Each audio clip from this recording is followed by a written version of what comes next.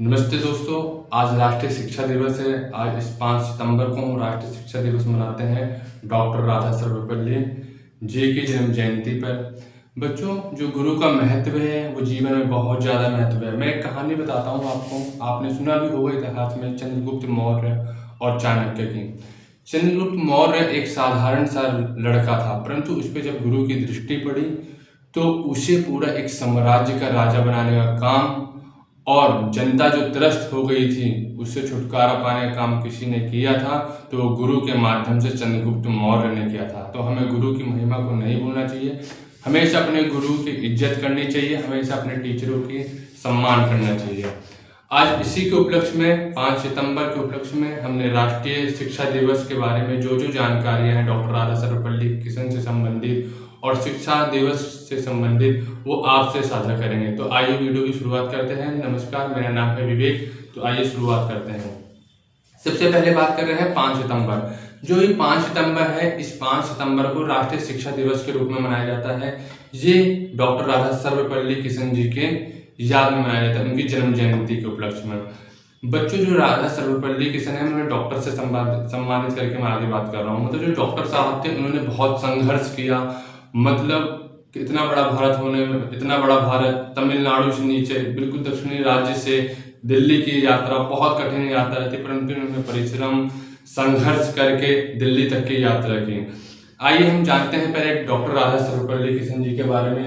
हमने लिखा है शिक्षक दिवस। उनकी याद में, उनकी जन्म स्मृति के तौर पर राष्ट्रीय शिक्षा दिवस मनाया जाता है। और डॉक्टर राधा सर्वपल्ली किशन जी का जन्म हुआ था 1888 में हुआ था और उनकी जो मृत्यु हुई थी 1975 में एक बीमारी के कारण हुई थी।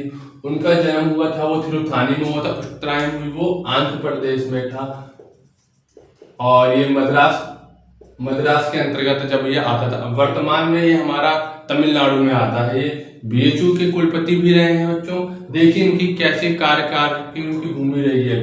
1949 से 1952 तक ये सोवियत संघ के भारत में के राजदूत रहे। मतलब जो सोवियत संघ था, यूएसएसआर था, जो उस टाइम डॉक्टर साहब वहां पर भारत का प्रतिनिधित्व कर रहे थे सोवियत संघ में। उसके बाद 1952 से 1962 तक वो भारत के पहले उपराष्ट्रपति बने।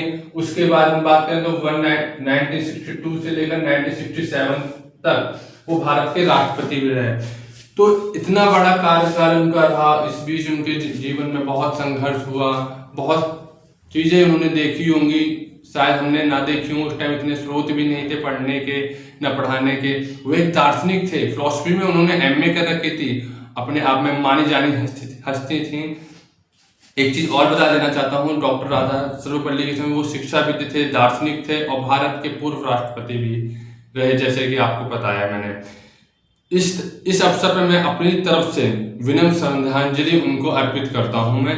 आइए, इस दिन विज्ञान भवन में शिक्षकों को, पूरे भारत में कुछ शिक्षकों को चुना जाता है, उन्हें शिक्षा पुरस्कार दिया जाता है। उस शिक्षक पुरस्कार में क्या क्या मिलता है हमें ये पता होना चाहिए, क्योंकि यूपीएससी डायरेक्ट क्वेश्चन पूछ लेता है कि भाई, और इन्हें 1954 में भारत के सर्वोच्च नागरिक पुरस्कार भारत रत्न से सम्मानित किया गया है। सबसे बड़ी उपलब्धि है डॉक्टर साहब के लिए।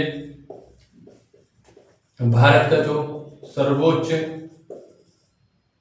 नागरिक सम्मान पुरस्कार है भारत रत्न।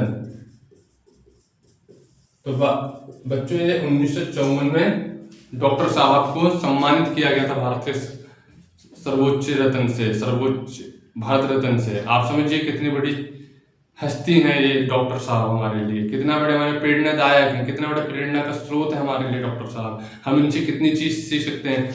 इसलिए कहते हैं चाहे कोई भी हो, जो माने जाने हस्ती, उनकी हमें बायोग्राफी पढ़नी चाहिए, क्योंकि शुरुआत में सब एक आम आदमी रहते हैं। कैसे उसने स्ट्रगल किया, कैसे वो उस पड़ाव से अपने आखिरी पड़ाव तक वहां तक पहुंचा, हमें पढ़ना चाहिए उसके बारे में। कहीं ना कहीं उसका प्राथमिक पड़ाव और हमारा प्राथमिक पड़ाव बिल्कुल बराबर होता है, थोड़ा बहुत अंतर होता है, परंतु उसने कैसी किस गति के साथ अपने आगे काम किया जिस कारण आज हम उनकी बात कर रहे हैं। ऐसे उस टाइम और भी लोग रहे होंगे पर हम उनकी बात नहीं कर रहे हैं। इनकी विचारधाराएं क्या थी, फिलॉसफी में पढ़ी इन्होंने, फिलॉसफी में एमए किया, ऐसे कई इन्होंने ऐसे काम किए। तो आइए हम देखते हैं कि आज के दिन कुछ शिक्षकों को कुछ शिक्षक पुरस्कार से सम्मानित किया जाता है राष्ट्रपति द्वारा। दिल्ली के विज्ञान भवन में। तो क्या क्या मिलता है उस शिक्षक पुरस्कार में? उस शिक्षक पुरस्कार में एक रजत पुरस्कार मिलता है, 50,000 रुपए की नगद राशि मिलती है और एक प्रमाण पत्र मिलता है।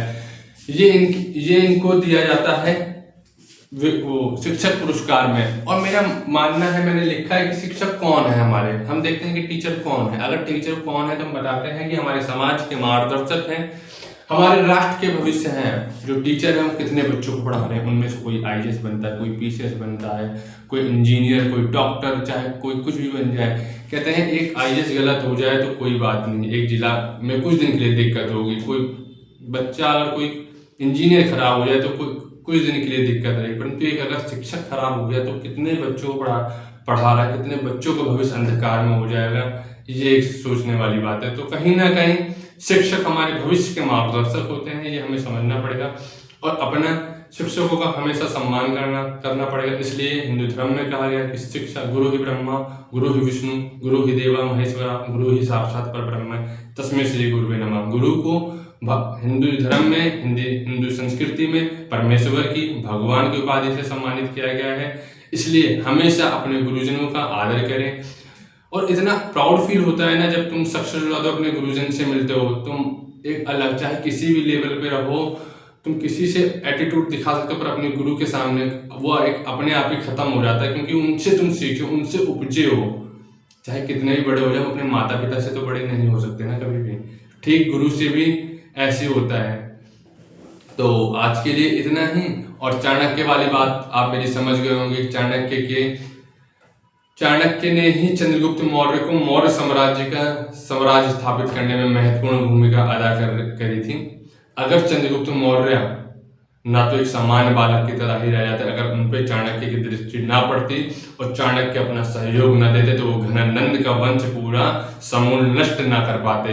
इसलिए गुरु की आज हमने बात करी है। शिक्षा दिवस में डॉक्टर बताया हमें आज क्या किस रूप में मनाया जाता है, क्यों मनाया जाता है। हमने डॉक्टर साहब की बात करी। इसमें शिक्षक पुरस्कार मिलता है विज्ञान भवन में। हमने ये भी देखा कि उस विज्ञान पुरस्कार के अंतर्गत क्या क्या मिलता है। तो आज के लिए बस इतना ही। मिलेंगे आपसे अगली वीडियो में। जय हिंद, जय भारती।